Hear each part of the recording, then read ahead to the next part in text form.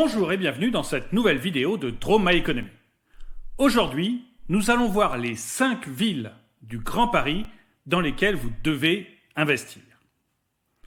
Avec l'ouverture de 4 nouvelles stations de la ligne 14, et alors que les travaux sont encore à mi-parcours, le Grand Paris devient plus que jamais une réalité. Le projet est titanesque.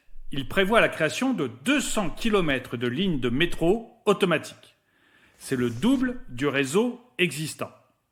Et il y aura 68 gares, ce qui va révolutionner la mobilité en région parisienne. Et par là même, ça va profondément modifier le marché de l'immobilier en Île-de-France. Si vous voulez des détails sur les différentes stations de métro et ce que ça va donner en termes de prix de l'immobilier, Meilleurs Agents a lancé un observatoire des prix de l'immobilier du Grand Paris. C'est une carte interactive qui est accessible à tous et qui va permettre de suivre l'évolution des prix de l'immobilier station par station en temps réel. Je vous mets un lien dans la description pour que vous puissiez accéder à la carte.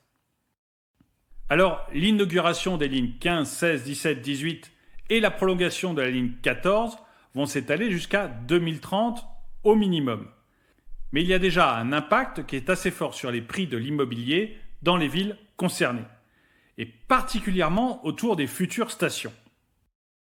Selon le site Meilleurs Agents, la variation des tarifs dans 75% des quartiers autour des gares surperforme par rapport à celles enregistrées dans leur commune.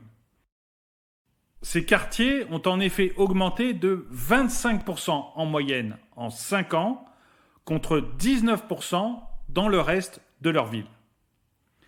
Autre enseignement de la carte, c'est que l'arrivée annoncée du métro accélère de manière générale la croissance des prix. Plus la date d'ouverture est proche, plus l'effet d'anticipation se fait sentir. Par exemple, dans les quartiers autour des 4 gares ouvertes en décembre 2020 et janvier 2021, les prix ont grimpé de 46,5% en 5 ans. Ceux autour des 25 stations prévues en 2024 et des 3 annoncées en 2027 ont respectivement augmenté de 22,4% et de 13,3% sur la même période. Seules exceptions, les stations de la ligne 15, qui sont prévues à l'horizon 2030, ont déjà enregistré une augmentation de 29% en moyenne au cours des 5 dernières années. Certains des quartiers ont même observé une hausse de près de 50%. Par exemple, 49,1% autour de la station Les Agnettes, 48,5% autour de la station La Défense, ou encore 45,5% autour de Nanterre-La Folie. La raison ? Eh bien, ce sont des secteurs déjà bien connectés et très demandés de l'Ouest parisien. Et du coup, le projet du Grand Paris Express ne représente pas un changement majeur dans la mobilité de ces territoires. Alors, quel est le top 5 des villes où investir ? Eh bien, dans ce contexte du Grand Paris, selon Meilleurs Agents, il y a 5 communes franciliennes qui offrent un fort potentiel en termes d'évolution des prix et de pouvoir d'achat immobilier. Villejuif, Saint-Denis, Bobigny, Bagneux, Gennevilliers. Ce sont vraiment les 5 villes où il faut a priori investir pour profiter à plein du Grand Paris Express. L'arrivée du métro a joué un rôle d'accélérateur de croissance dans ces villes en pleine transformation. Saint-Denis illustre bien ce phénomène. Autour de sa station, Saint-Denis-Pleyel, les prix de l'immobilier ont bondi de 40%. La ville, en passe de devenir le carrefour le plus important du Grand Paris Express, devient la vitrine de la transformation de la Seine-Saint-Denis pour les Jeux Olympiques de 2024. Ça veut dire emploi, transport, logement. Et donc, ça veut dire une augmentation forte de l'immobilier. En plus, ces villes sont en pleine transformation et il y a des projets de rénovation urbains qui devraient changer le visage de ces territoires.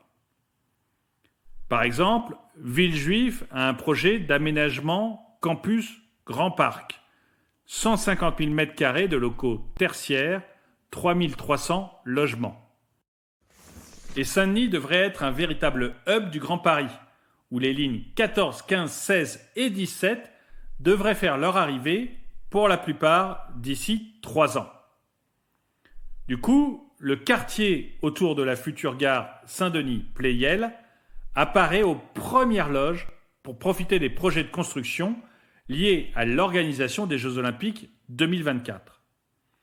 En plus, ce quartier présente une densité d'emploi 2 fois plus élevée que celle de sa population, ce qui fait de la ville un bassin d'emploi majeur dans la région.